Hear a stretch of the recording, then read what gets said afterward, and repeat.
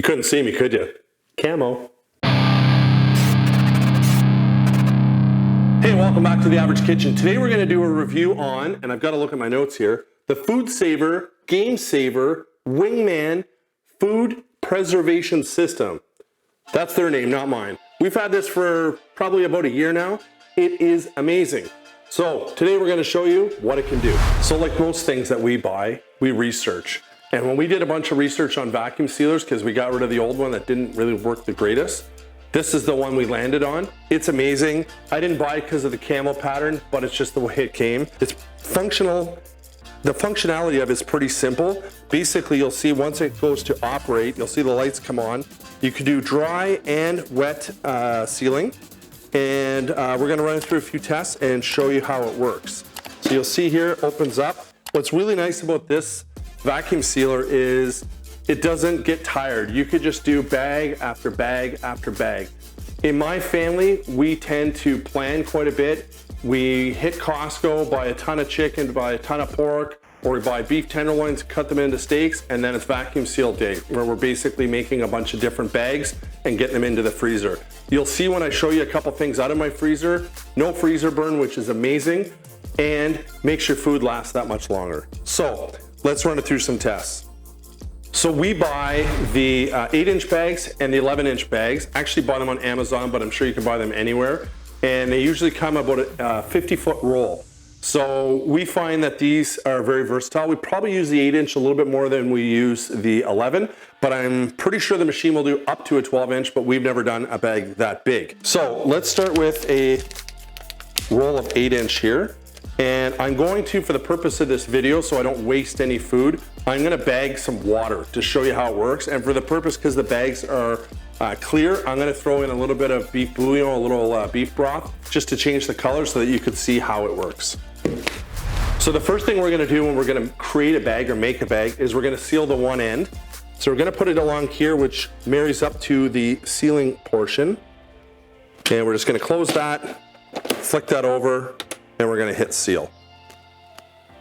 So that's gonna take a few seconds to seal the end of that bag, basically gonna melt the end of that bag, and then we're gonna determine how much or how long of a bag we need, and then we'll cut it. Okay, so the sealing's done, the light came off. We can open that up, and you'll see, I don't know if you can, got a real nice seal there. So we're not gonna go too crazy, because again, I don't like wasting, but I wanna show you how this works. So I'll probably make the bag, I don't know, what's that? 5 inches, 6 inches long, and we'll put some water in it, and I'll show you a trick on how to seal liquids. So this particular vacuum sealer actually has a cutter built into it, which is really slick. So technically your bag could sit here, but we don't find it works as well. So basically we're gonna bring it up to, I said we'd do like a 5-inch bag roughly, and we're gonna push down. Boom. There's our bag, made, ready to go. So we're gonna fill this with some liquid and we're gonna seal the other end. So a little cool tool that we have here for doing canning and stuff like that prevents a lot of mess. Now I still may make a mess, but I hope not to. So I'm gonna pour in some liquid. Again, I told you I would add some color to it just for the purpose of the video. Very, very, very important pro tip I'm gonna show you.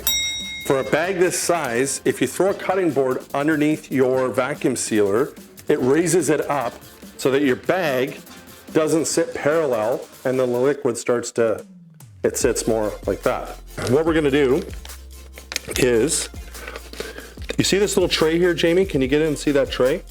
This is a little tray that if there's any liquid that gets sucked into the machine, it'll catch it in that tray. So essentially we don't want that. The trick to this is with liquids like soups and stuff like that, which we vacuum seal all the time because it takes way less room in your freezer than trying to put containers in your freezer.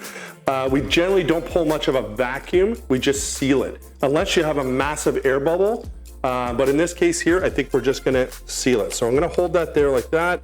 I'm gonna close this. There we go. So there is a bit of an air bubble, so maybe I'll try to hit a quick vacuum and then I'm gonna hit a seal. So now it's gonna seal it. So you could see it pulled some of that air out, but didn't pull it all.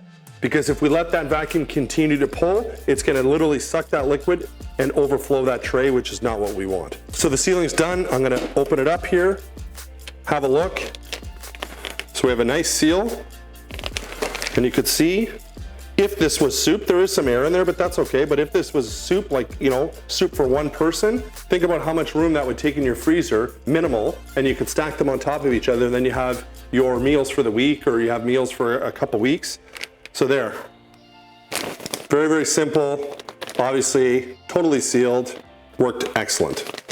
So the next point I wanted to make as well is if you pull in too much of a vacuum with liquid, and you're starting to draw liquid into that tray that I showed you, you may not get a proper full seal like we have here, because the liquid may get in the way of that. So be cognizant of that as well. And also stick around right to the end of this video, because I'm gonna pull a couple things out of my freezer and show you a couple really cool tricks to maximize your groceries. So what I'm gonna do now is replicate something we did probably about 1.5 years ago. We went to a friend's orchard and picked a ton of apples. And obviously you can't eat barrel loads of apples all at once. So what we did was took all the apples, sliced them all up, and then vacuum sealed them in bags and kept them in the freezer for future baking. So I'm gonna sort of replicate that today and show you how it works. So obviously I just have a plain old apple. I think probably the thing I'll start with is to make a bag. So we're gonna seal the one end like I showed you before. So basically we're gonna go with that, close it, gonna hit seal. I never really time that, but it probably takes 15 seconds maybe. Maybe more. 20. 22.45 seconds. Let's open that up. Oh, close seal. So now we're gonna run that through our thing here, and I think we'll do a small bag. So we're just gonna run that. We'll throw our cutter across. So a small bag. So we got some apple sliced here. Oh, let's cut my finger off. Oh no, oh my God.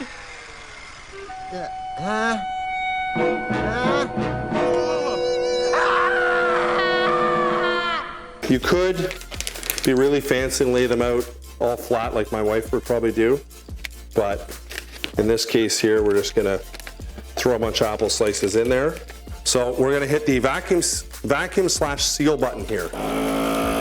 So it's gonna pull a vacuum and it's gonna seal it. So I did something wrong. And I think what I did is I made my bag too small. The only tricky thing with these sometimes is figuring out how big of a bag that you wanna use. So in this case, obviously, I was trying to show off and, you know, have a little tiny bag or whatever, but I just had too much apple. So I took a bunch of the apple out, and we're gonna do take 2 on this here, or probably take 3. And I'm pretty confident now. There we go.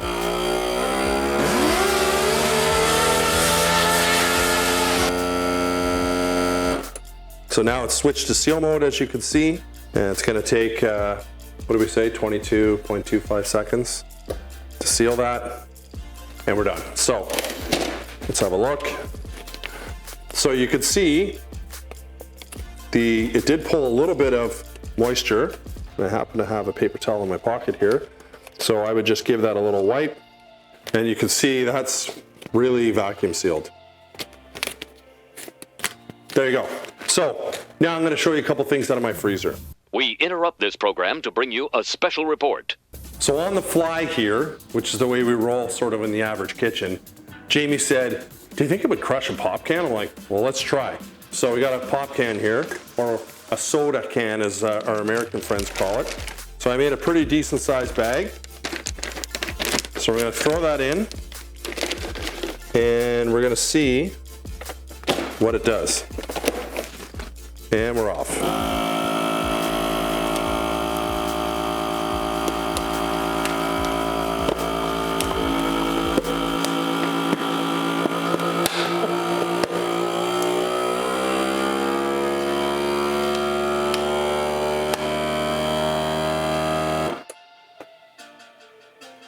I think it's fair to say that that can pull a pretty deep vacuum. So we'll wait for the seal to finish off here. All right, seal's done.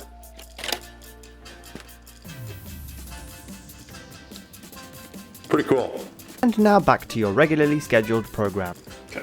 All right, so now I wanted to show you an example of some of the stuff that we've been doing at home. If you like to cook a lot, which obviously we do, and you're watching this because you probably like to cook as well.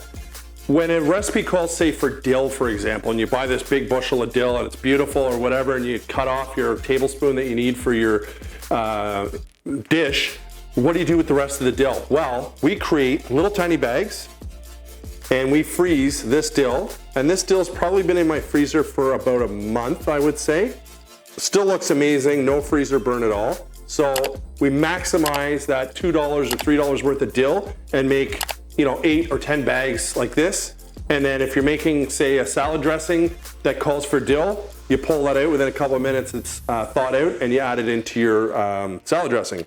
Here's an example of some chicken thighs that have been in my freezer for probably about a month or so. Again, the other thing that's really, really nice about this, you take this out like that, you throw it in your sink with some lukewarm or cold water, it's thawed out in no time. Here's some naan bread. That's only been in the freezer for a couple weeks, but there's some naan bread. And I don't know if you watched our video on homemade Halifax donairs, but there's our donair meat. Remember I said my wife likes to stack things perfectly so they look awesome? That is your donair meat. Take that out, thaws very, very quickly, and lasts a lot. That's probably been in my freezer 2 months, I would say, and no freezer burn whatsoever.